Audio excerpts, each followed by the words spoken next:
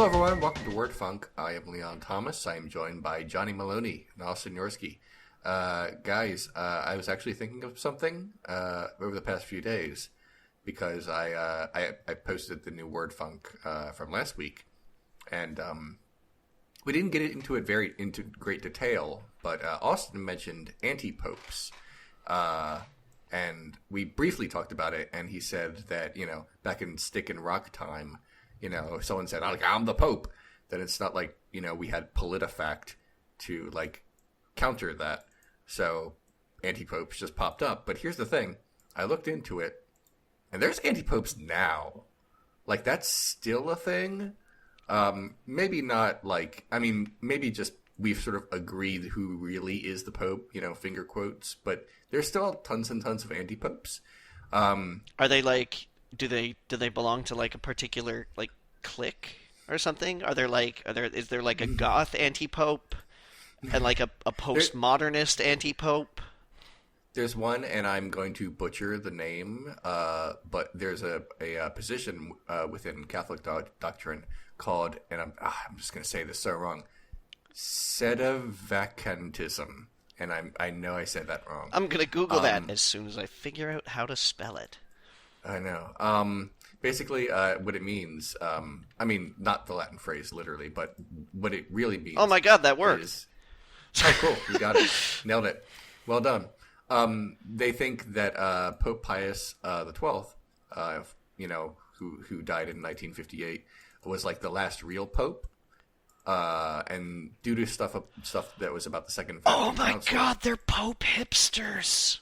They don't think there's even a real pope now at all. No, they're fucking Pope imposters. Oh, God. If you wanted a real pope, you had to be around when, in 1958. That was a real pope. Yeah. But yeah, even beyond that, there are people who still claim to be, the Pope. Now, for example, I just had this on my thing. Yeah, in the Palmarian Catholic Church, which sees itself as different, they just have their own pope, and they think that the other pope is not pope. And there's lots of other popes. You can just say you're the pope. Are these people cool with the other pope? Are they I feel like are they not. You don't really have the real pope. We kind of have the real pope, but it's cool. It's kind of cute. No, you go ahead. No. I feel like they're not okay with it because the Pope, or should believe anyway. I believe in this Catholic doctrine that the Pope is someone ordained by God to be God's representative on Earth, and to be infallible and all kinds of divine stuff that surrounds being Pope. Mm-hmm. So I don't think there can be two popes at the same time, according to Catholic doctrine. Or else there's a Highlander situation, where one pope has to cut the other pope's head off in a sword fight and steal his power. Well, I feel like that would be a great way to even this out. But my point is that since you can just say you're the Pope, I would like to announce today that I am Pope. I didn't know I was allowed to do it until just a few days ago. I sort of feel like there should be one of those skill testing questions. Yeah, and yet no. Look. So what you're telling me, Leon, what you are telling me, mm-hmm. in all this brash honesty that you've mustered is that people have to have a driver's license test to take, but you can just sort of declare Pope. Yeah, I feel like if a reality TV star with no political experience can be leader of the free world, then a lapsed Catholic such as myself can be Pope. In fact, I am Pope. I just decided. I can think of 2 Wikipedia pages that I would like to add you to now. Do you know what they are? Anti-popes and something else. Heresy? That was the other one we discussed a few weeks ago. Sexually active popes. Hey, not I'm not sure that's It just means sexually. Here's maybe you could get a subheading in there and be sexually active if they're really into it. sexually active popes have a bunch of different. There's a bunch of different categories. Some sexually active popes were sexually active before becoming pope. Exactly, and that's where you would go. Yeah, exactly. So I feel like that is technically true, I suppose. Mm-hmm. All right. Slotting you so right am I in going there. this alone? So am I going this alone, or anyone want to join my? I'll be a cardinal. I'm actually probably very genuinely for real going to get ordained. So cool. Then I'll support your papacy once I get that paperwork filed. Yes. Oh my God, that's like legitimacy. This might actually work. Are you gonna be a Jesus lawyer? No, I just think it'd be funny to have all right. all that. I just want to have. I want to accumulate as many professional certifications as possible. Mm-hmm. I just want to be able to tell people that I'm a bunch of things. Like it couldn't hurt because I mean, if you are like an ordained minister, then you can like conduct marriages, and like stuff like that. I'll be able to say Austin Yorsky, attorney at law, ordained minister, journalist, art critic, audio engineer, podcaster, comedian. Irrigation specialist, dockhand. I'm just gonna. That's my card. It's just like all of the things that I'm qualified to do, and it's just gonna be very impressive. Okay, mine's just gonna say Pope. I feel like everything besides that is not as good.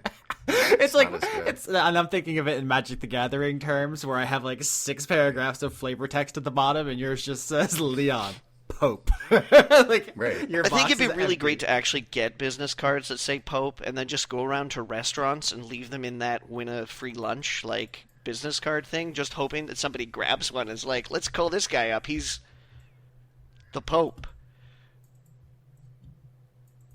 I'm not familiar with this practice. What is this? You don't know this? This is like it's the thing. It's the thing that like some restaurants wind up doing is that like they'll be like, oh hey, you can put a business card in like their big fish bowl or something like that to like win a free lunch or something. You've never seen that before? I guess it's less popular these days than it was like 10 or 15 years ago, but yeah, I've never encountered it. Although I don't really eat food out in the world, so maybe that's just something I've missed. I don't want anyone to see me eat. It used to be a really big thing, kind of like at the close of the 80s and in like the 1990s when business. When did you do business? Are you in business? I'm a businessman. When everyone is that fucking BoJack Horseman character, just trying to do business at the business factory. Yes, right. Yes, exactly. So it was just I don't know why they did it. Oh, hey, before I forget, did you guys hear that I am part of another podcast, sort of? You mentioned something about being invited to another broadcast, but I didn't know whether or not this was a permanent position. Is this what you're doing? Are we getting more weekly Austin Yorsky? Sort of. So I tweeted about it, so some people probably already know. You guys are familiar with Jim Sterling? Yes. Yep. Video game journalist, formerly of Destructoid and The Escapist, currently freelance, and Conrad Zimmerman. A little less familiar with Conrad Zimmerman. Also of Destructoid, and he also kickstarted a game recently. What game? That's a good question. You need to be on top of this, Austin. No, I know it. It's just gonna. I hope he doesn't listen to this, because if he does, he's gonna be ashamed of you. I'm gonna drop Plague Road. It's called. It's a roguelike, turn-based strategy game. I think I know Plague Road actually. Yeah, it was successful. It got funded. That's what he's doing now. Good for him. Congratulations, Mr. Zimmerman. But good job on your plague. But they have a podcast together called Fist Shark Marketing. Yes, that sounds like somewhere you would belong. They've been doing it for like a long time. There's like over 100 episodes, and I've listened to it. It's the whole time. It's good, and I listened to it. And in a recent episode, Conrad was talking about how he's so busy. He does several podcasts, and he's making a video game that he didn't have time to edit his stuff anymore. And so I sent him an email like, I am good at editing. And now if you listen to the latest episode of Fist Shark Marketing, it ends with him saying, our editor is Austin Yorsky. And that's because I edit that show now. Oh, cool. If you haven't listened before, Fist Shark Marketing is it's like a narrative fiction show about marketing executives at this marketing firm, and they never break character, right? So I guess like the easiest way to think of it would be like Night Vale, even though it's not really like Night Vale, but like it's set in a universe and they're playing characters, and they're like it's basically like a satire of celebrity culture and like greed and capitalism and stuff. You can see why it appeals to me. But then there's all these absurdities about like, oh, there's the basement of the marketing firm is filled with Satanists who are doing like occult experiments, and their legal team is like doing experiments on Randy Quaid or whatever. Like it's absurd and funny and like weird and gross in the way that the people who make it are famous for. You won't hear my voice on it. I don't talk. Oh. It's just I just edit it. You're ostensibly involved now. Yes, Conrad says my name at the end, and I edit it. So that's my involvement. Good for you, buddy. And I also made like a guest appearance that my voice is on a show. That episode isn't out. I'll plug that when it comes out. Okay. Are you getting dollar bills for this? Yeah, I'm getting a little bit. It's Fish Shark Marketing is supported by Patreon, and I'm not being like I'm just happy to hear that you're being supported, Austin. Yes, because I want you to make it through law school. I do too, and also pants. Guys, how does anyone afford a car? I'm looking at these cars, and I'm like, that doesn't seem realistic or reasonable. Debt! I just bought a car like 1 week ago today. It's the worst. If I went into as much student debt as I could take on, I might be able to get one. But then it's like, oh, hey, every month insurance and gasoline, and it's just like, it's not humanly possible. Yeah. So you got to start with what they call beater cars. Which are like crappy used ones. I'm not gonna make it. And then yeah. So the easiest way to support me is on patreon.com/AustinYorski. But if you go to patreon.com/FishSharkMarketing, I do get a little bit of that too. But I also would just be thrilled if you listen to it. He gets to smell the money. It's the recent episode, the one that's released that I worked on is very gross. Like aggressively gross. I've edited some ones that aren't released that are more palatable. I like the show, but I don't think it's the easiest place to jump in. So does anybody smell money in the episode that you just worked on? People choke to death on flies. It's a lot. It's a lot. The show. I don't know if you guys are familiar with their work, but I watch some of Jim Sterling's stuff specifically. Yeah, but yeah. I don't know a lot of guys that choke to death on flies. So Jim Sterling and I have like a secret past. Yeah, we was that the BT podcast? We talked about this, Leon. Yeah, I think we talked about it on the BT podcast. I don't know if we ever talked about it on Word Funk. We don't actually know each other. We're just like ships passing in the night. We both basically commented on the same professional wrestling forum for years. I actually worked at there writing things, and he was like a notable forum member. And we didn't know we didn't much have any interaction with each other. But then he became big, and I did what I did. I'm like, oh, that's weird. I know that guy. He became big, and you became medium. I'm medium. Yeah. I'm medium. I can make a living doing what I'm doing, but not that many people know who I am. Yeah. But I am so frequently thankful that I'm not big enough to be targeted by the kind of people I see in your comments, Leon. Oh, yeah. I see that sometime, and I'm just like, #blessed there, but for the grace of God go I. I don't know if I can stomach it. Well, I'll say two things about that. Often, far, far more likely than anything else, I'm attacked from the political right because of the things that I say, which is both expected and not a big deal because I don't care. Cool. But today, like for one of the very first time ever, I was attacked from the political left. For anyone who is like a new listener to everything I'm doing this very moment, because anyone who has like watched any of my stuff knows, all three shows with which I am associated are hella gay. And it's just for one reason or another, like a very constant topic on Renegade Cut, gender issues, sexuality, identity politics and things like that. On this show, just all over the place, like caked with it. And Dice Funk, which is Austin's show, has, I think, most of the main characters are not like cis het people. Yeah. Strangely enough, it didn't start deliberately, but at a certain point, I recognized it and I just leaned in. I think. I think that was great, and I'm happy to be part of it. Today, it was the first time ever that someone said something I did wasn't queer enough, which is like blew me away.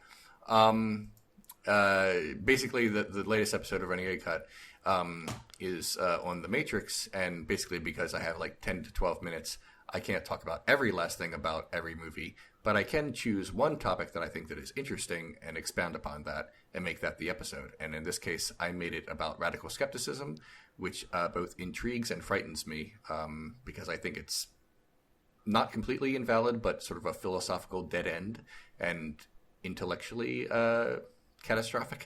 It leads to solipsism. Yeah, there is that too.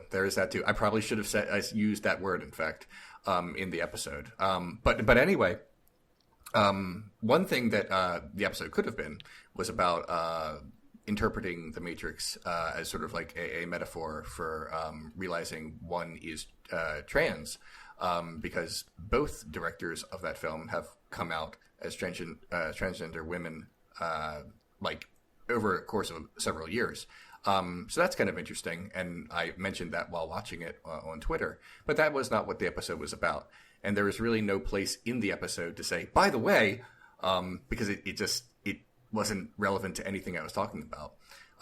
But you have to pick and choose, and someone was very upset about that, like angrily, and sort of like said very explicitly that the reason I didn't do that was intentional because like talking about LGBT stuff obviously would make me very uncomfortable. And I tried to answer nicely first out of someone's like incredulity of it. And then this person went on about it. I'm like, you should probably watch my show more, because if there is ever a topic that I talk about more than anything else, it's probably stuff like that. And it just kind of went on, and it died down. But like I said, very surprising that was a thing that I did today. The person's point is not invalid, by the way. That's a topic people might have been hoping that the episode had been about. Was this a long-time listener? Is this somebody that you've seen in the comment section before, or no? To the best of my knowledge, this person is not too familiar with my shit. Mm-hmm. So that got a little odd, but I'm not mad about it. But it was fascinating to me as it was happening. Like I was watching it happen almost as if it were happening to another person, because like I was out of my body. I'm like, really?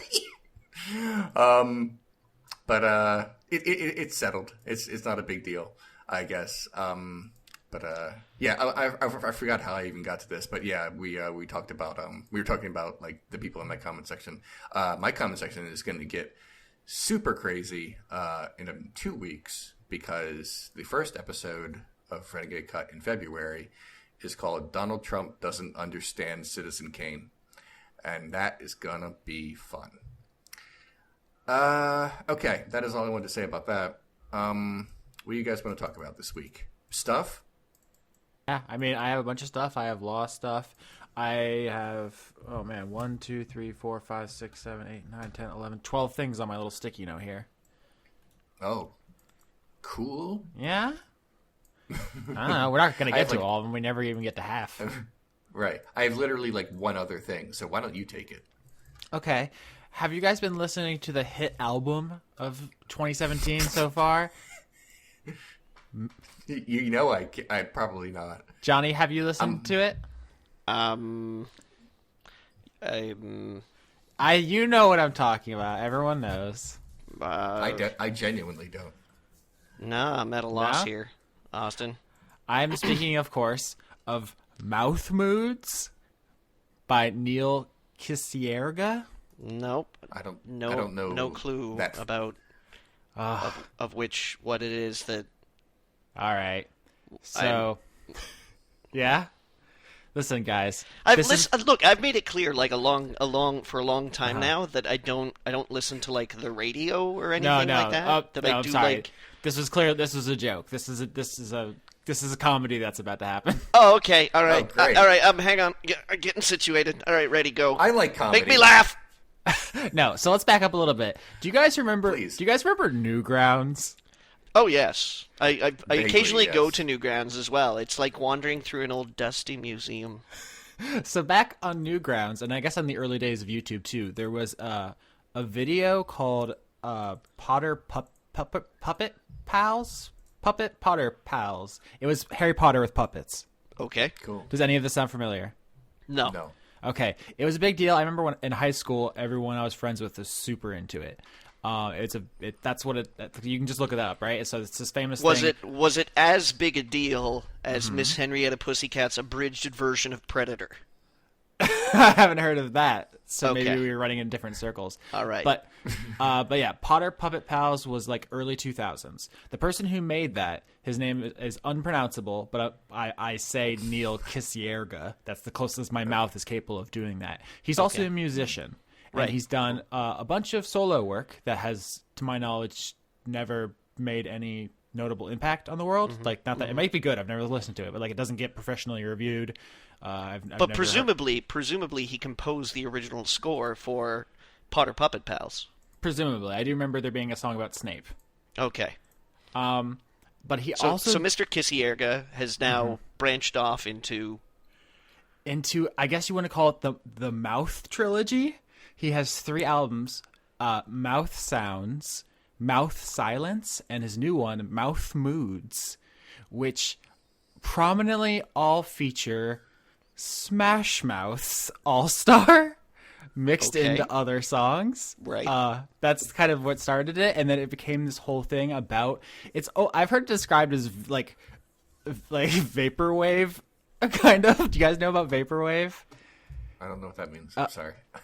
I've probably heard so the term, lost. but Okay, vaporwave is like repurposed corporate music, basically. Like they take elevator music and like boring, like smooth jazz, and then they like wreck it in like audio editing programs to make something new. That's vaporwave. I've heard of this as like the pop equivalent of that. So he started with Smash Mouth, hence the mouth of all these albums, right? Mouth Moods, Mouth Sounds. But on Mouth Moods, his new album, I'm looking at the track list here, or rather the featured works list. And he's got, oh my God, he's got Smashing Pumpkins, Foo Fighters, Prince, Outkast, AC/DC, The Beatles, Disturbed. Like he's basically taking popular music, mostly from the early 2000s, and making new songs out of them. And I hear myself explaining this now, and I don't think I'm getting across the majesty. Can you guys maybe watch a YouTube video for me? Maybe you can edit it out if it's not funny to hear you listen to it. I would like you guys to go to YouTube. I'm on it all right now. Okay. And I never close down my tabs when I do this. and type into the bar ACVC, just those 4 letters. Click that, and the first video that pops up should be Neil Cicierga's ACVC. Okay, hang on. Okay, I'm gonna be quiet. I'm gonna mute my mic. Actually, you guys listen to that and So let's what see if what it is? ACVC. VC. Yeah. And I'm looking for. Oh, I'm already like 20 seconds into it. Okay. Uh-huh. All right, give me a second. I'm starting it up now. It's actually kind of cool. I'm just going to explain to the audience what I'm listening to right now so that everyone else can listen to it as I'm listening to it. It is that one song, Making My Way Downtown, blah, blah. The music, but the lyrics are from Back in Black. And it's seamless. Yeah, so like the novelty of this, and I'm sorry you're going to have to edit around this, Leon, but it's fine. The novelty of, he took popular songs and made new songs, that could wear off real quick. The trick, and why everyone I know is talking about this, is that it's actually good. Yeah. Like non-ironically, like The Room, good. And he has a bunch of these songs I actually knew about before this album came out. It's relatively recent, Mouth Moods. I heard a song of his like last year called Bustin', and it was the Ghostbusters theme, but with all references to ghosts removed. So it was just like... I'm listening to it right now. It's so good. It's literally just about, like, it sounds like it's about someone who likes sleeping and busting and without any other context. So they're just like, it's very good. I saw that. I didn't even know this was the Potter Puppet Pals guy until recently. And everyone on my social media feed was talking about Mouth Moods. And I was like, what the hell is this? And I Googled it. And it's like, oh, A, it's the Potter Pals guy. And B, it's Bustin' Boy. It's the Bustin' guy. And, it's been delightful. I think everyone should listen to this album once. It's a lot. Like I played it. It's very good. It's very good. I played it for my friends, and at first they weren't sure, and then they started getting into it. It's a whole experience, and I think it would be easy to like be like, oh, it's like Weird Al or something. But he's very good at this. Actually, what it reminds me of most is have you guys ever heard of the band Negative Land? Nope. Okay, so Negative Land is one of these like music collectives that has kind of existed in some form or another since like the 1970s, and they're just like it's really difficult to describe their style because there are so many people that have been a part of the band at so many different times that it changes over time. But there was an album that they released back in like the late 90s, like 96 or 97 or something like that, called Dyspepsy, which was just like, I mean, but spelt like, and they used like the kind of like a Pepsi logo that they had fashioned to look like a yin yang and things like that, right? And what they did in a bunch of things inside Dyspepsy was take actual jingles from commercials and then chop them up like crazy, just make these like weird brand new songs out of them. It was a really weird album. There was another one that they did as well that was like I can't remember what the name of it, but like one of the things that was like most famous about it was they made an entire song out of that iconic Orson Welles recording that fish sticks commercial thing. Yeah. They cut that to like crap and just remade something. There's another one too where they did this Kentucky Fried Chicken commercial.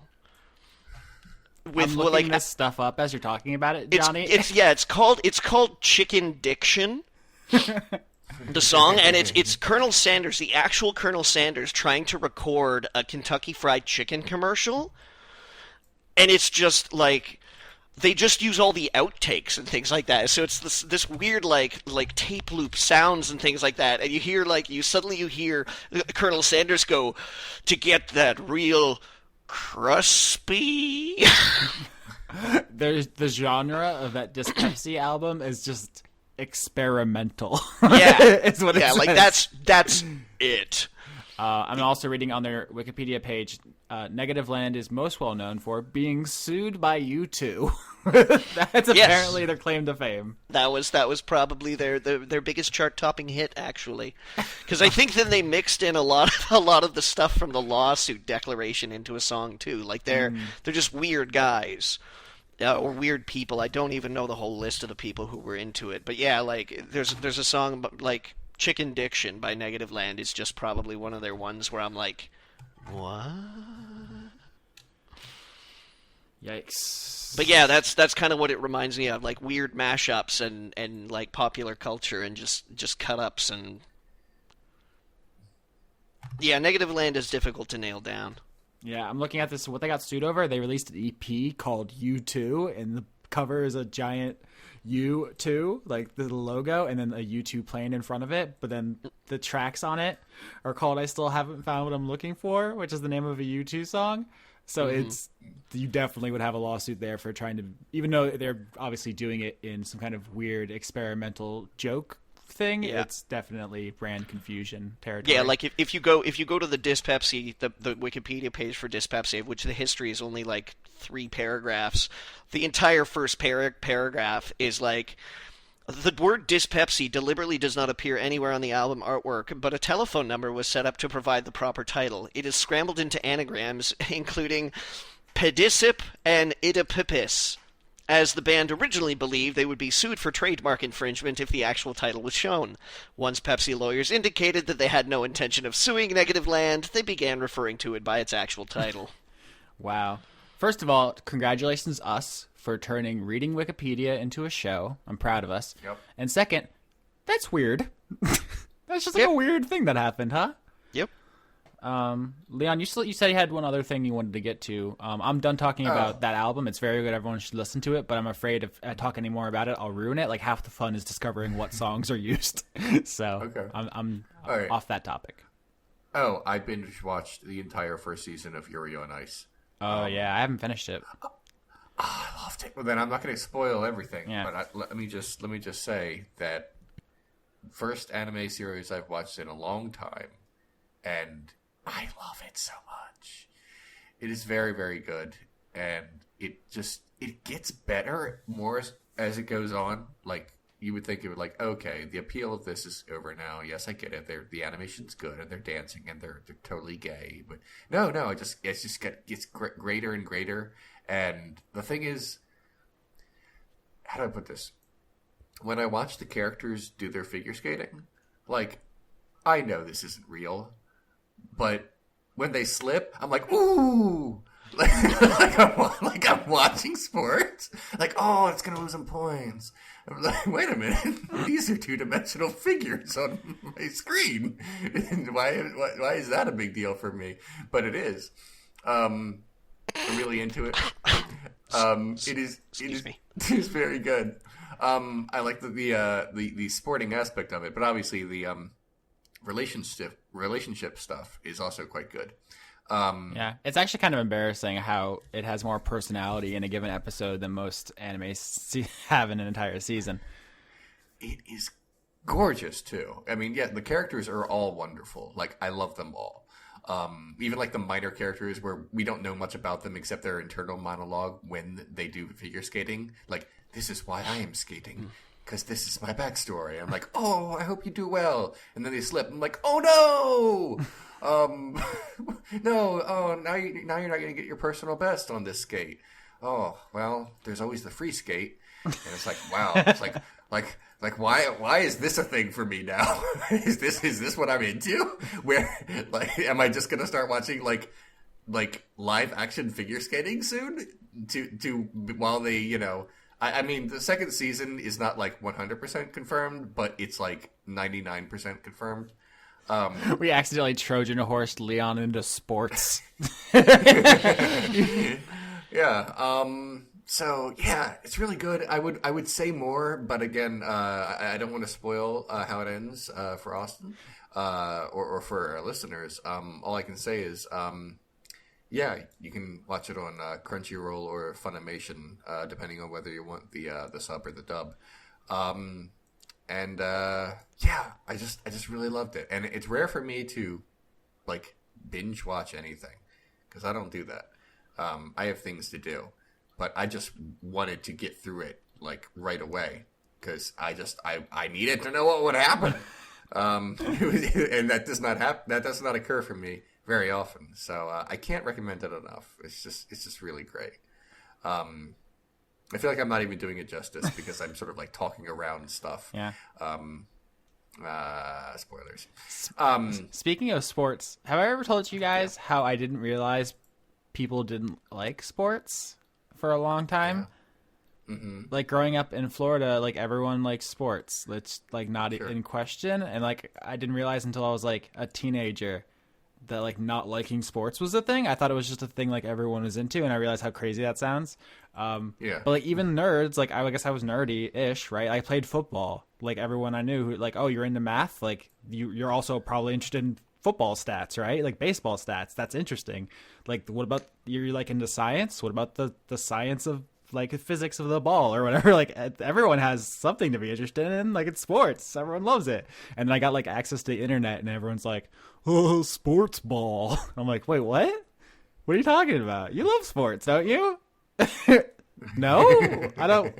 It was weird. That's probably sounds even more crazy for people from countries besides America. But yeah, it's just a cultural thing. I don't know if I would necessarily say that, Austin, because as I understand it, soccer is pretty popular internationally.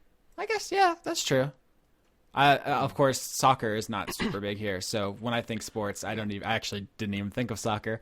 No, in fact, in the rest of the world, they simply call it the game. Yeah. Well, isn't Canada's the game hockey? Isn't that hockey's like? It's a lifestyle. Yeah, I guess that's more fair to say. Yeah. It's like a gene. That you get. That's racist. I tried to watch a thing, guys. What's up? On Netflix. What did you watch? So Netflix released some new exclusive original stuff recently. Yeah. And I was sitting down to watch it, and first I was like, oh, I'll watch season 2 of Ultron. Yeah. Because season 1 was great. I started watching season 1 this week. Good. Yeah.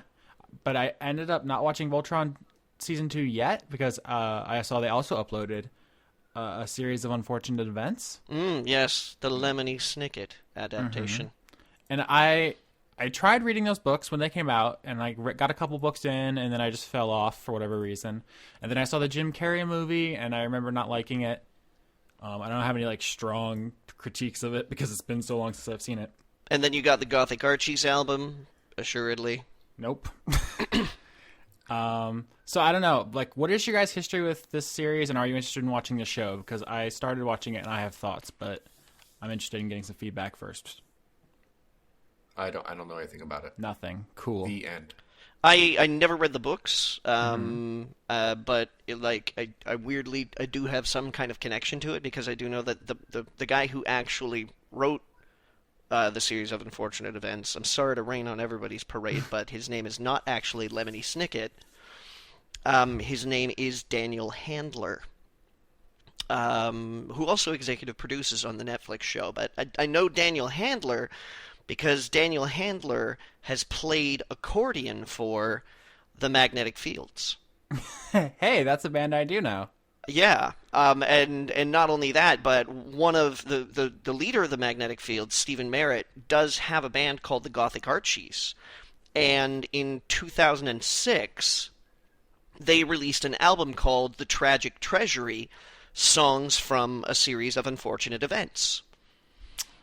Now I understand that thing you said earlier. Yes, I know, exactly. So, like, you know, there are songs about, like, you know, the very first song on the album is called Scream and Run Away, which actually says in the lyrics, when you see Count Olaf coming, scream, scream and run away, or die, die, die, die, die, die, die, die. Yeah, it's pretty dark. But so you haven't seen the Jim Carrey movie then? I did not know, but I did watch the first episode of A Series of Unfortunate Events on Netflix. Okay. Because it's difficult to resist Neil Patrick Harris. It is further difficult to resist Neil Patrick Harris with Patrick Warburton. That's just so much Patrick. I like them. I like those actors. I tried watching the show, and I could not get through the first episode. I don't want to... What the hell genre is this story? Is it a black comedy? Is that what it is? I suppose you could say that. Because that's my understanding, and I just don't find it funny, but it's also not scary, and, like, I don't like any of the characters. I don't know. I've given it a lot of shots. Like I said, I've engaged with this franchise in, like, 3 different forms now. I keep trying, and I guess my main, like, problem is the premise of this franchise is that child abuse is funny, and it's not. I think it takes inspiration from a lot more classic children's literature. Oh yeah, there's a direct line from like fairy tales and stuff. Mm-hmm. Like classically, your fairy stories were about orphans or someone like usually their mothers died in childbirth, and that was because that's happened a lot back then, and also life was hard, but then you learned a valuable lesson about obeying your father or not upsetting the natural order or whatever the hell. There's maybe a little bit of like Edward Gorey in there too. I don't think the comedy necessarily stems directly from the cruelty to children as it is in the style in which it's presented. It's got like a Tim Burton-esque flavor, which I'm not opposed to. It really reminded me of Pushing Daisies. I like Pushing Daisies. Yeah, but like that like omnipresent narrator, the like really quick, quippy dialogue, Yeah, like I'm not saying it doesn't have style. It definitely has style. Everyone remembers like the Lemony Snicket narration and stuff. And the show isn't poorly made. Like Patrick Warburton has, a wonderful speaking voice, obviously, and Neil Patrick Harris is charismatic. He's basically doing a Jim Carrey impression, which is whatever. But I just find the show deeply unenjoyable. Mm-hmm. And I guess the same with the books. Like it's a black comedy that's not funny. It's like. Maybe I'm missing something. I feel like I'm missing something. No, I think that I don't think it's that funny either, to tell you the truth. Okay. I feel like it's more wry than it is funny. Like it's there's a bit of a wink, insofar as that so much of the time it seems like they're just trying to be like, oh, things are terrible. They're going to be so bad. Oh God, it's going to be so awful. Oh, this is the worst thing ever. This is a fate worse than death. You can't even believe, for 13 fucking books or whatever and a movie and then 10 episodes of show, like it's just tiresome. And it's not like, okay, so we talked about how the fairy tales is where this kind of stuff started, and then you get it filtered through Disney, right? Like Disney moms are always dead, but then they go through an arc and they get to their, they have development, and then something bad happens, and then they overcome it, whatever. And then you get that. I think it also draws a lot on Harry Potter. I don't remember how closely they were published together, but at the beginning, like Harry Potter is an orphan, and his step-parents are mean. But then everything gets better, and he goes through an arc, and he has development, and then, there's a setback, and then he overcomes it. Like, that's the structure. Unfortunate Events is just literally nothing but people being mean to kids. Mm-hmm. That's a lot of literature I had as a child was actually about that. Just being mean to kids, not the development and then a setback and then the overcoming part. It's just the mean. No, it was a big theme with young children, because then you could get on the side of the kids and be like, yeah, grown-ups are awful. Yeah, I understand. You make them sympathetic by making them, have like a tragic backstory, and then you're like, yeah, adults don't understand. I identify with that. Like, I get that. Mm-hmm. But then there's no like power fantasy or whatever. Like Harry Potter gets magic. Like that's the thing that kids like about that. Is like adults are mean, and then he shoots magic. I don't know as much about the books as I ostensibly could, but I don't know. I just found the whole thing dreadfully unfunny and unpleasant, and I was just wondering if anybody could help me. But I was amused. I was amused by the first episode, but it's it's not the greatest thing I've seen. I could easily advise someone to like put it on the back burner, because there's tons of other really great stuff out there to watch. So, and it's not even like, oh, I can't enjoy dark, depressing things. Like I still, for who knows what reason, watching the fucking Walking Dead. So, I don't know. Maybe I'm just broken. You got no joy in you anymore, Austin. I guess. Johnny, did you bring anything to talk about this week? I don't think so. I started watching Voltron. I was gonna save my thoughts on it until I'd finished the first season at least, and probably got into the second. I watched the first couple episodes of Tom Hardy's new show. I'm kind of like letting that percolate a little bit. I think I want to see more of it, because it's doing some things that aren't really so great storytelling wise, like they're making the main character a real mystery. So it's like he shows up and does something, and it's like, hooray, you? Are you like, am I on your side, or I don't know. But we'll see. We'll see where that goes. I had a very, very chill week. You know, I don't think I even like played any VR games that I could talk about or anything like that. What? Yeah. Stuck in this horrible meat space with the rest of us now. You know, like I don't know. I've been a little out of sorts lately, I think. So. I feel like that's probably something a lot of people out there can identify with. I don't think it's been an amazing last couple of weeks. No, not especially. Let's just all take a moment. Just yeah, be there for each other. My personal life is a bit messed up right now too. So. Oh, sorry. I mean, I'm not dead yet. Well, no, I know. I only wish good things for you, Johnny. Yeah. I got some stuff. Is that the bar though, Johnny? If you were dead, would you be like, okay, now? Oh man, now it sucks. No, like particularly because I can't, I can't fathom the idea of there being an afterlife to which to mourn. To be like, oh shucks, it finally happened. I guess it's easily arguable that how your life goes in this life is much more important than what happens afterwards. So yeah, that's a pretty low, crappy bar to set. Yeah. So I guess the lesson from that is, it just sucks. No. Thanks, Austin. Oh man. No. I'm gonna send you flowers one day, Johnny. Don't send me any flowers. I wouldn't know what to do with them. They're just going to appear in front of your door, and you're like, oh, Leon. Just whatever. Don't send an edible arrangement. This is all right. This is a lesson. This is a life lesson to just about everybody. I'd like to know. Don't send anybody edible arrangements. Why? I've never done it, but I would like to know why. Because, all right, so what you're basically doing is paying money for somebody else to cut a melon up. Yeah. All right? Poke toothpicks on it.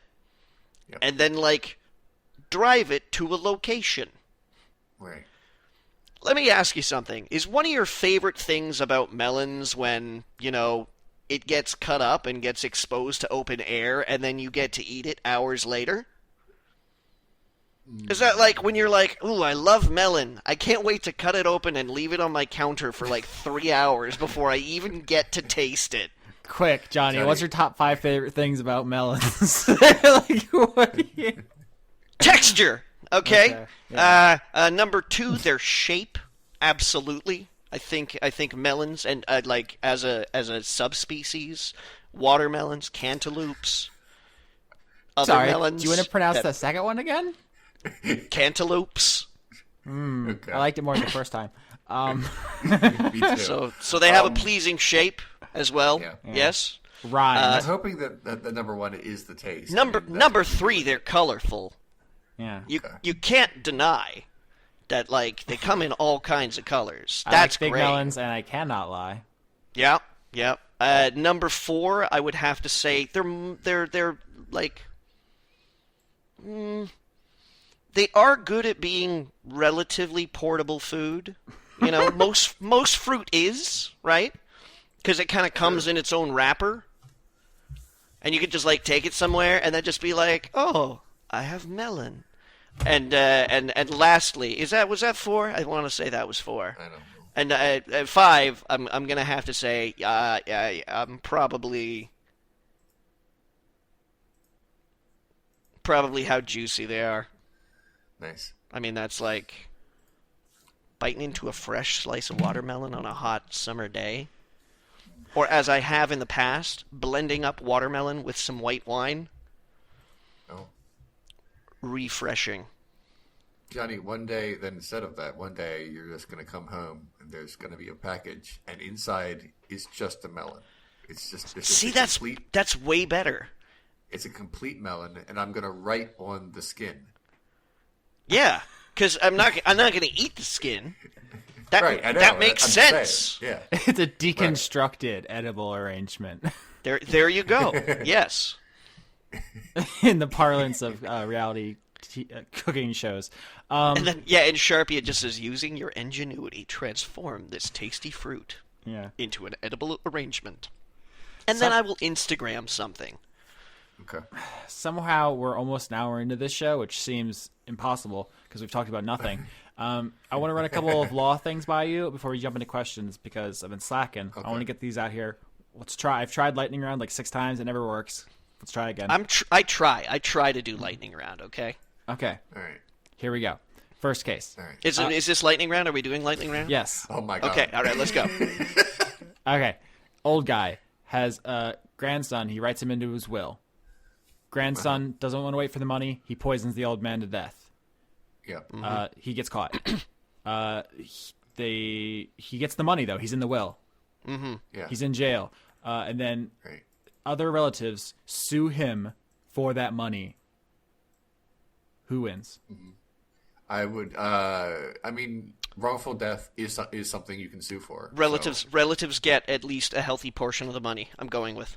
Well, okay. I would. Wrongful death is a thing you can sue for, but we're not. Yeah. That's we're not there yet. This is like literally we're saying they want the will annulled, saying that you having committed a murder. Then no, absolutely not. Because at this time, and like this isn't like spoilers for the end of the case, the way that the will law works is if you're in the will, you get what it says. That's how it happens. Yeah, unless there's fraud or duress, unless you make someone write it with a gun to their head, or unless you write it for them. Because that's obviously not sound mind or body. Exactly. Yeah. All right. So I'm going with he keeps the money. I would say that I think he should and does is relieved of that money because the will is no longer like in good faith. Okay, so in the interest of lightning round, we'll skip to the end. The law definitely says he gets to keep it, but there's this common law maxim that you cannot profit by your wrongdoing. So the court ignores the law to take the money away from him. Okay. So what's on the books is not what ends up happening. He does not get to keep the money. Right. Even though the law says he should. This segues into the next case. This is Holy Trinity Church versus the United States. Round 2. In the United States, a law is passed saying you cannot pay someone to come to America to work. All right? This is older, so this is like clearly like anti-immigrant, kind of a racist-ass law. Right. Holy Trinity Church pays a white Englishman to come over to do church stuff. He's a priest. He gets here, and the courts say, no, you just broke that law. And he goes to court. Who wins? The United States, who says, no, you just broke that law, or the priest who just got paid, or I guess the church who paid. What church are we talking about? What denomination? Holy Trinity. It's Christian. That's okay. All right. Yeah. That is important. They are Christian. It doesn't matter what denomination. Okay.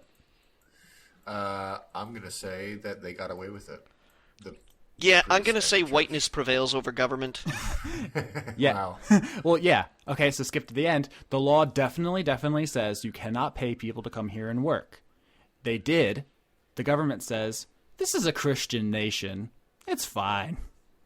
Literally, that's in the judge's opinion. America is a land of Christianity. Clearly, that's not what was intended. Like, so the theme of this, and this is... both of these cases are from the same class I'm taking. It's called Legislation and Regulation. Hey, guys, sometimes you can just make up the fucking rules. Like, just because a law says something... If you have enough money and power, yes, I believe so. Yeah. We're seeing a lot of that. Yeah, isn't that weird? And here, okay, next case. And these are actually 2 cases that are so intertwined. They actually have their own cute shipping name. Like one of them is Twombly, and the other case is Iqbal. But I guess in the legal profession, we just call them Twickball because there's. Okay. It's very recent. These 2 cases have happened within like the last decade. So round 3, double trouble. Yeah, and they're so influential that they actually they changed the way that civil procedure classes are taught. Apparently, my professors told me like they used to teach these entirely different until these Supreme Court cases came down really recently because they've like changed the game. So the first one is a class action lawsuit. Somebody who says they represent every customer of the telecommunications companies, all of them. So essentially every person in the United States versus this collective of telecommunications companies saying that basically the telecoms are colluding to not compete with each other so that they can do like predatory pricing and not have to raise the quality of the internet to compete with each other like companies are supposed to do. So everybody in the United States wants to sue the telecommunications companies to get presumably money or to even open up their books to look and see how we're being cheated. Right. So who wins there?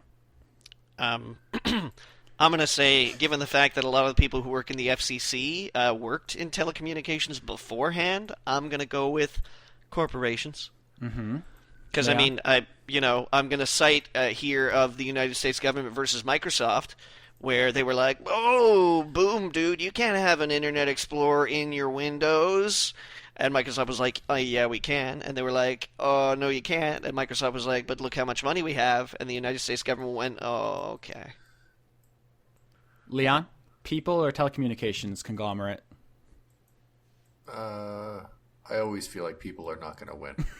So I would be pleased to know that I'm wrong, but go ahead. No, I think you guys went with the gut. That was the right choice. Not only did the telecommunications win, it gets thrown out before it even gets to trial.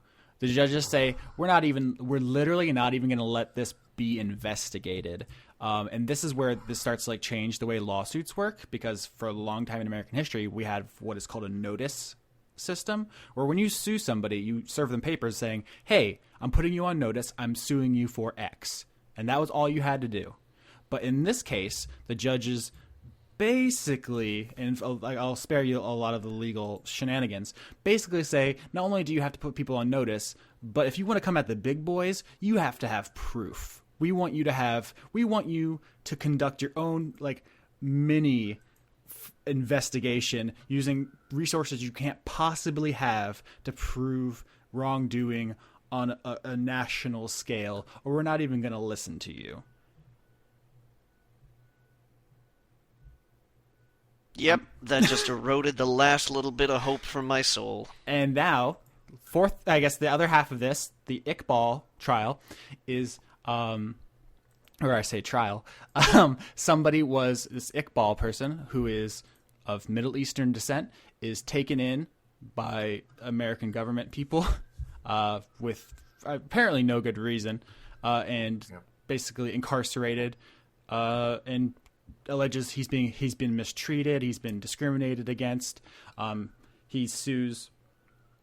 I think there was a specific government employee he tried to sue as well, who alleging that he basically was complicit in an attempt after 9/11 to crack down on American Muslims.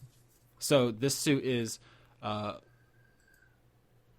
oppressed Muslim American alleging the United States is basically being discriminatory and racist.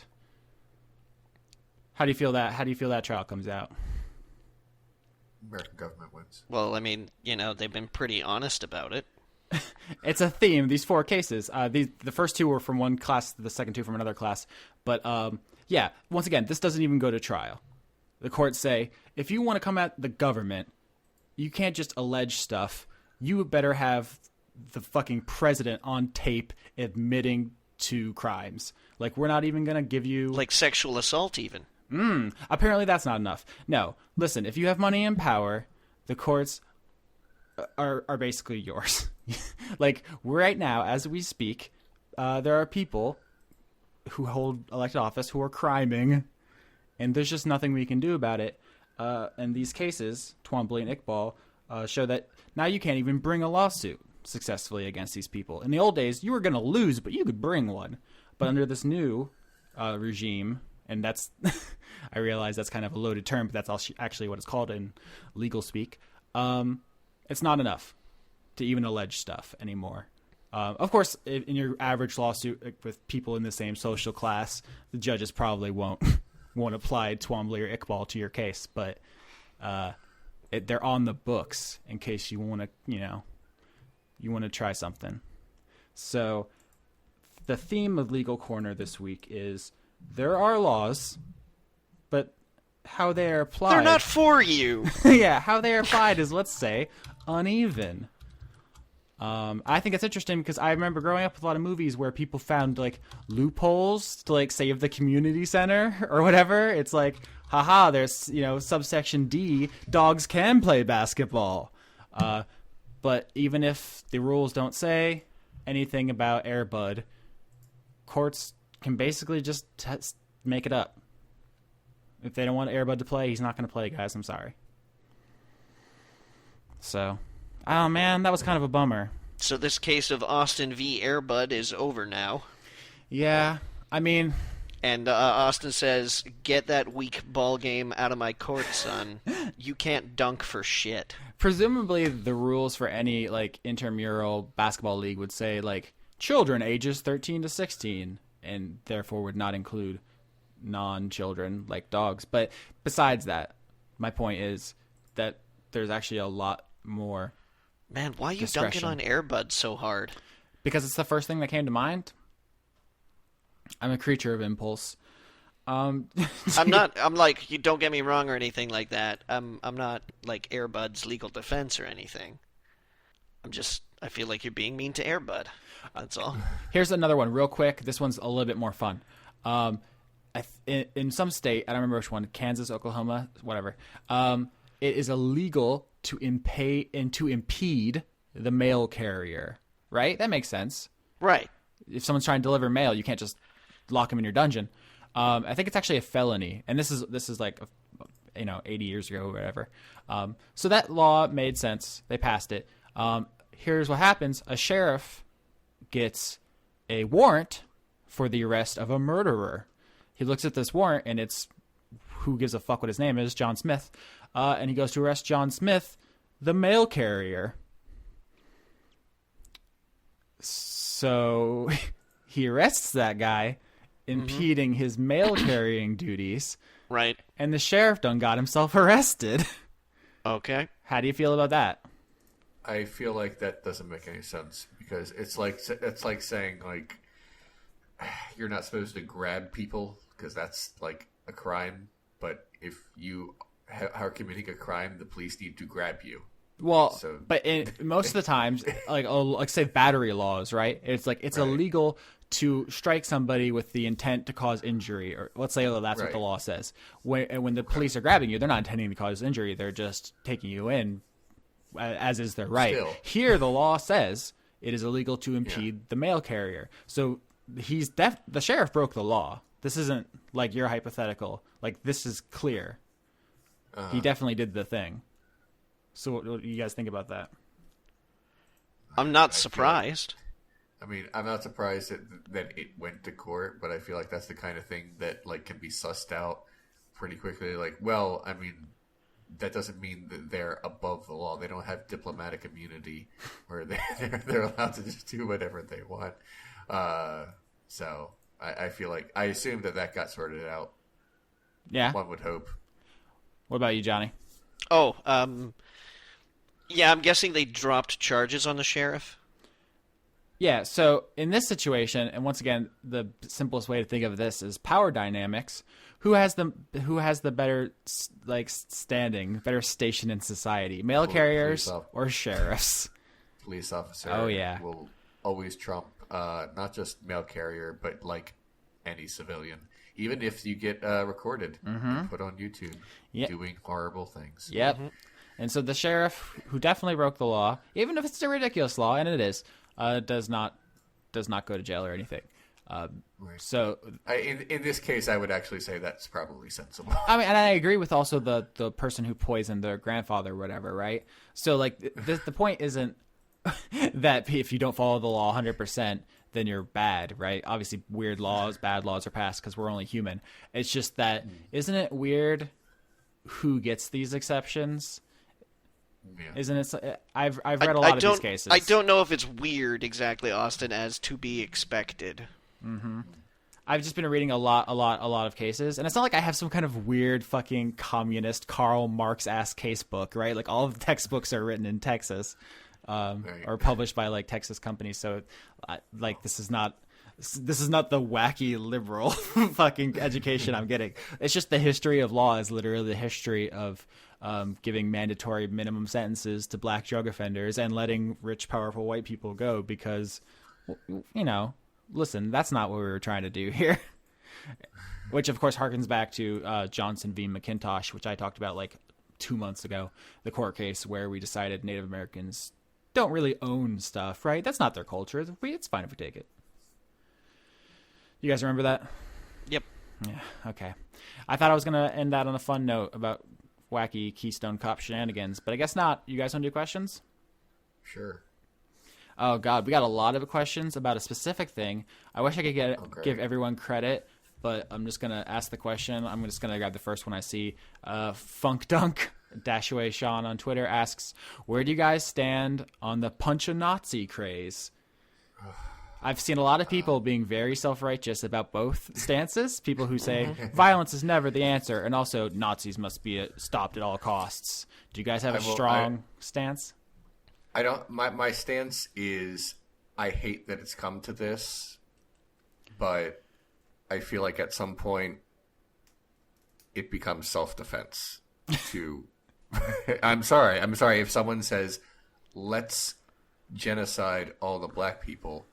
We can't be like, okay, well, this is a valid political point. Let's hear what you have to say. It's more like you are literally threatening people in an existential way. And because, like I said, I'm super uncomfortable condoning violence, but again, I also feel like fuck them, they're Nazis, and and I'm sorry, but if you're out there basically inciting hate speech, then someone's gonna punch you, and I don't feel bad about it. If you asked me this like 2 months ago, I would be like, no, gosh, don't, like, no matter what. But now it's like, oh, they're using our tolerance and understanding and frankly, like, bleeding heart liberal attitudes against us, aren't they? Yeah. This is how it happens. They don't even need to do anything. We'll tear each other apart over ethical issues like this. Right. Yeah. And basically, I thought about it for a while, and I'm like, I don't know if it's morally right, but I feel like it might be necessary, much in the same way that I think war is morally wrong in almost any possible case. But I also think sometimes it is unavoidable and happens. And like I said, it's a situation that makes me very uncomfortable, but I've decided and I know this isn't like it's hard to explain in philosophical terms, but fuck them, they're Nazis. They are Nazis. They have to be stopped. No one's murdering anyone, but fuck them, they're Nazis. And someone explained this. I've seen people explain this in far more eloquent ways, and why this is not only justified in the way that I'm trying to say it, like maybe more morally questionable but necessary. And some people have tried to explain why it is right morally to do this before it gets out of hand. I can't explain it better than the person who did it. I wish I had their words right in front of me so I can do this. But I'm basically being put on the spot for a very complicated moral issue. But yeah, I side with the people who are saying, yeah, fuck the Nazis. How do I say this?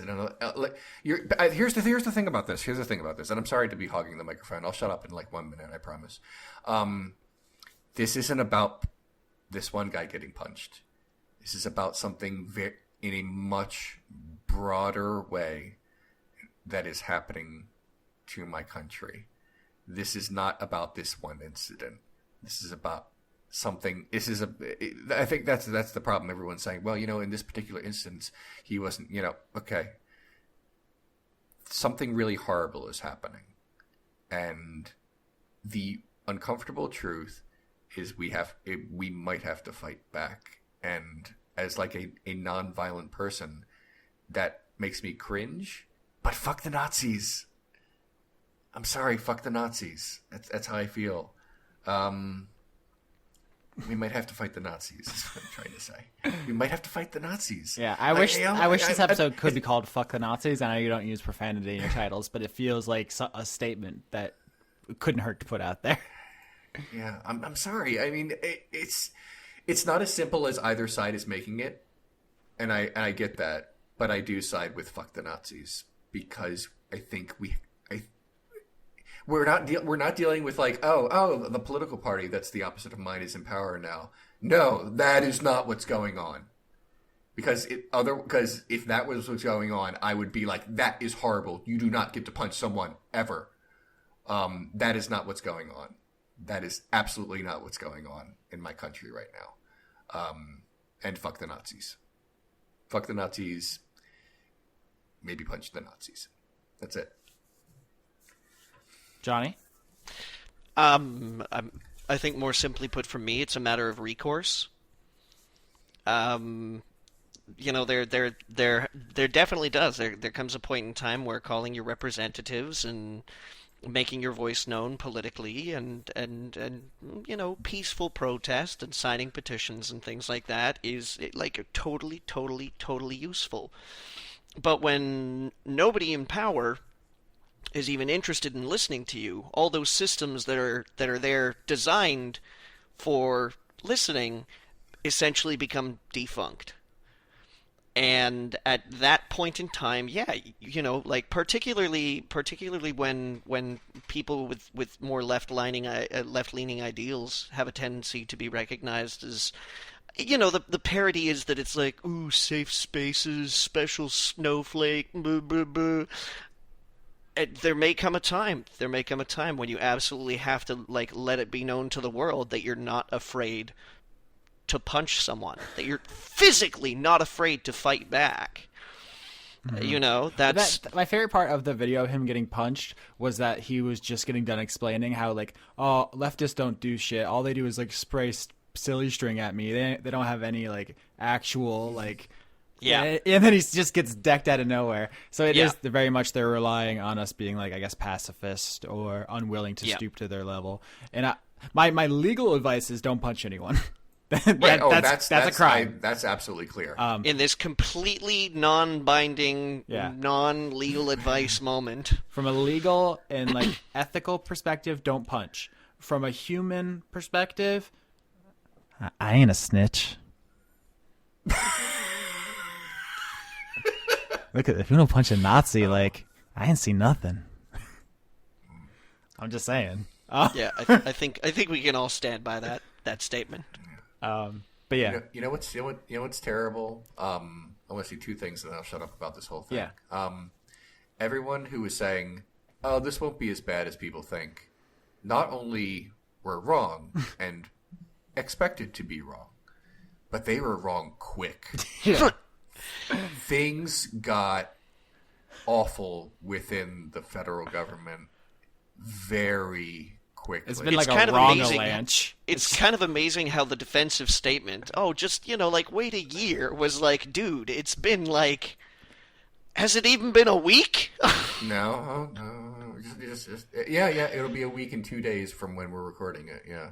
So, they worked quickly. Yeah. I know people hate Nazis, if nothing, if not efficient.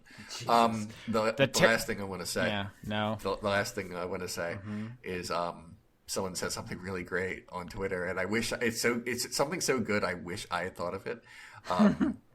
Someone said, everyone, all these people talking about special snowflakes, but I guess Nazis have been salty about snow since Stalingrad. You know what? I know. Okay, I'm acknowledging your good joke. I don't mean to ignore it, but everyone. It's not my joke, but it's very good. Everyone keeps saying snowflake, and it's been making me think a lot about how bad the left does at branding. I know it's gauche to talk about marketing, these are human lives are at stake, but a lot of the success of the bad stuff that's going on right now is in the way that they're able to repackage stuff. It's not the Affordable Care Act, it's Obamacare. They're not civil rights activists, they're SJWs. They're not people who care about other people, they're snowflakes. We're bad at that. We keep using really exact like philosophical, sociological terms for stuff. I think we have to start getting corny. It's because part of it is because when you get a bunch of people in a room together who are all like, no, what are we going to call ourselves? Then you get too many ideas and we're too busy being like clever and smart and ideologically pure instead of just being a bunch of corny idiots. Like, I think we just got to get in there and start like being meme trash or something, because apparently it works. It's all fucking Pepe's and safe spaces now. Doesn't matter that none of that means anything. People like the way it sounds.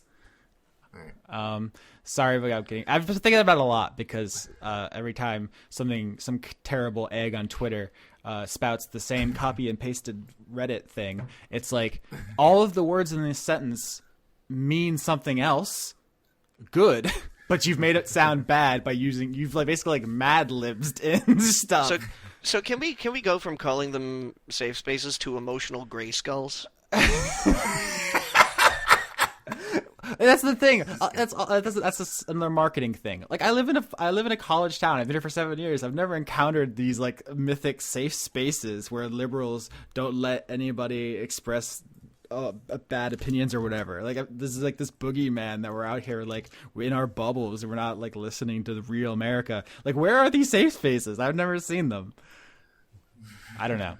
All of this stuff is meaningless because facts don't matter anymore, guys. And the courts won't protect you. The police won't protect you. What's that video game screenshot? You can only trust your fists. The police will never protect you.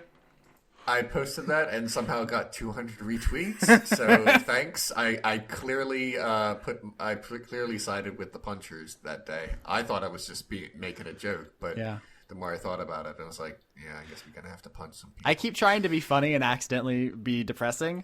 And also the grammar of that sentence sucked, and I apologize. Next question. Cyretha asks Johnny, do you like the band Cake?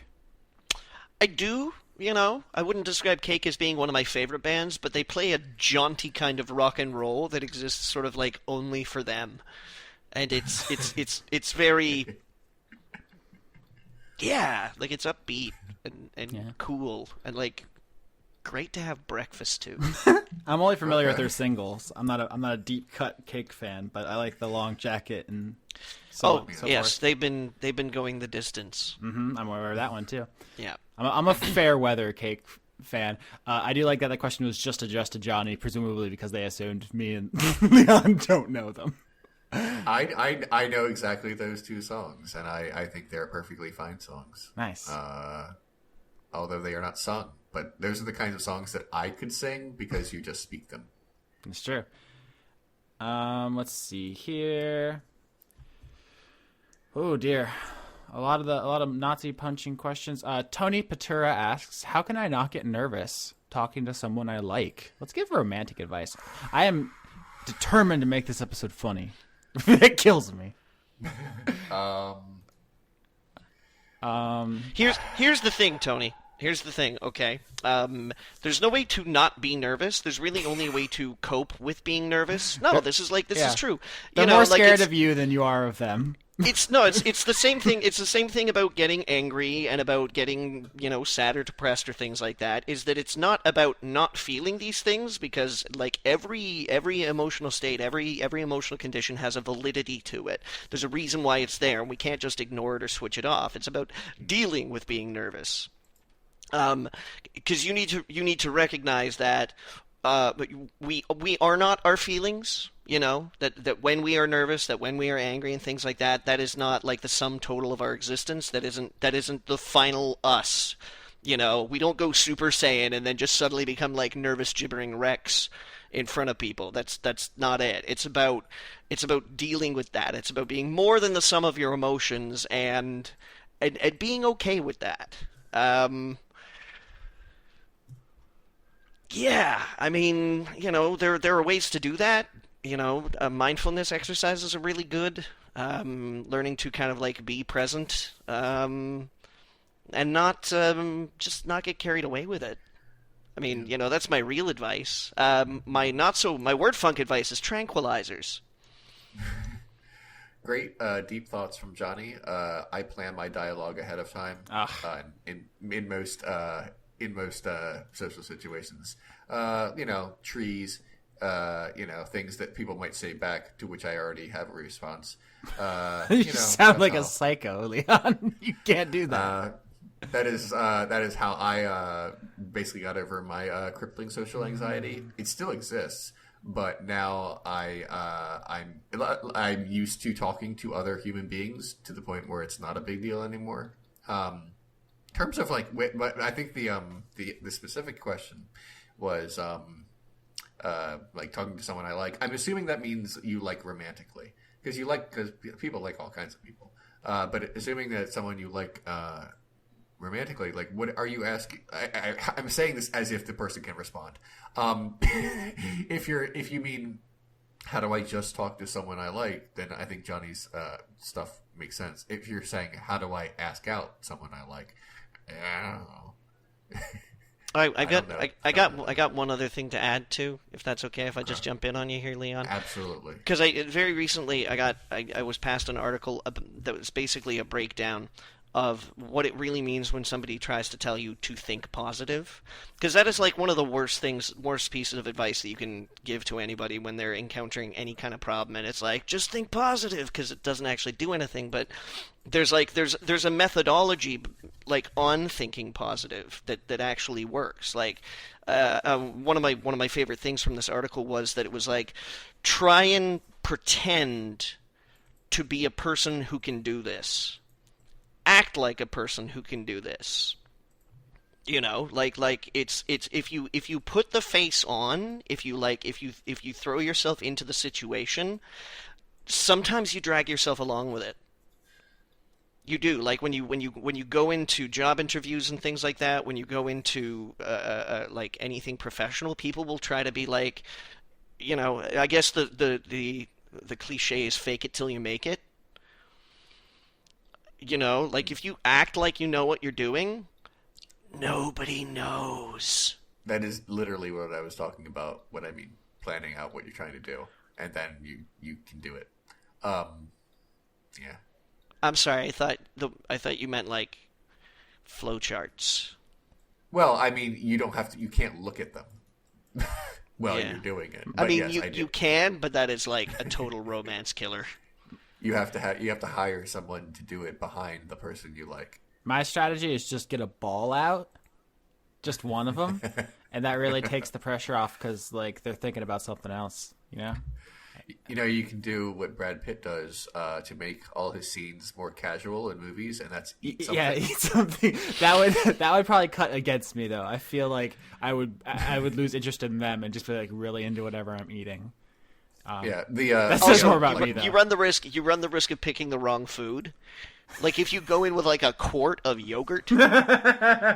And just plain yogurt. No, it'd be corn on the cob, and I'd just be getting full into it, spinning it, trying to. Oh, it'd be gross, and the butter everywhere.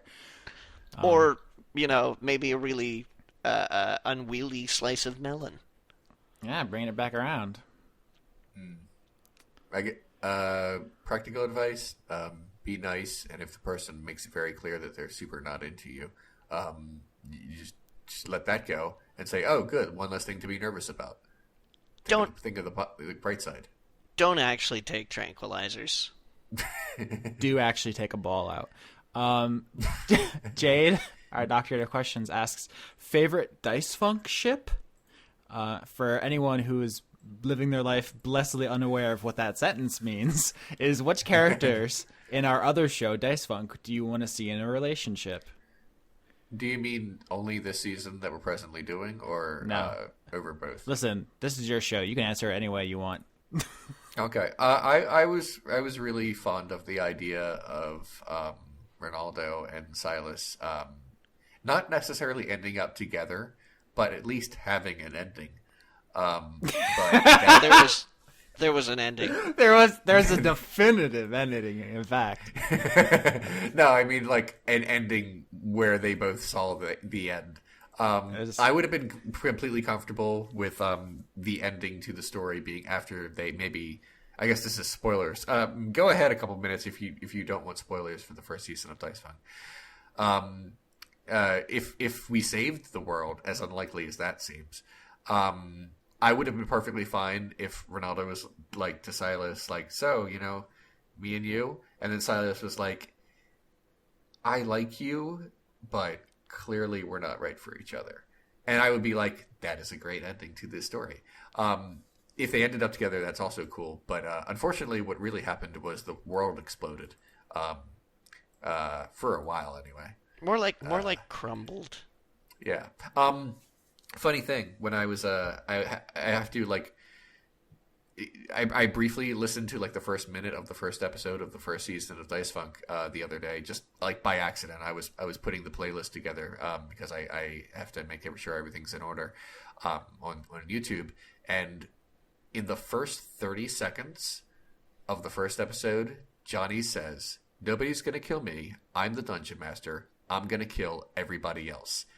And he couldn't have known it was going to end that way. There's also, but I think that is amazing, like, accidental foreshadowing. Yeah, that happened a lot that season. Someone pointed out, I think on my Patreon they left a message saying that in like episode 13 or something, like pretty early on in like a 40 episode season, I joked that Gorfanax from this show was going to show up, which, I mean, I hope you're still skipping ahead if you don't want spoilers, does eventually happen.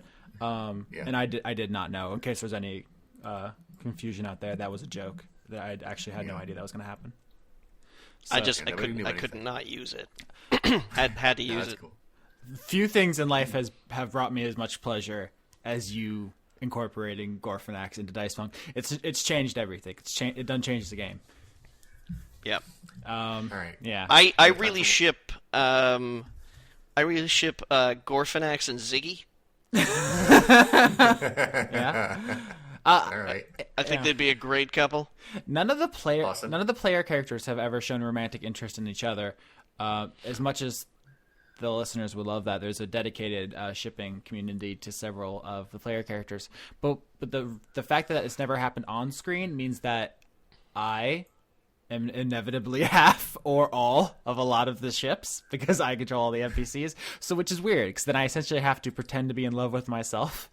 And I get a lot of questions, be like, "Oh, do you ship them, or are they going to end up together?" And I always say, I make it all up. I have no idea if it's going to happen. I try not to think ahead because if I get it in my head, like, "Oh, they're going to end up together," and then you kill one of them. We do kill people. You kill people, and like you could just do that. I could have in my brain like, oh, I'd love a scene at these two characters' wedding, and then we start the next episode, and you're like, I turn and cut his head off, like, and then I'm fucked. So I try not to think about the characters in that way. So I know that's kind of a boring cop-out answer, but I would be thrilled with any of it.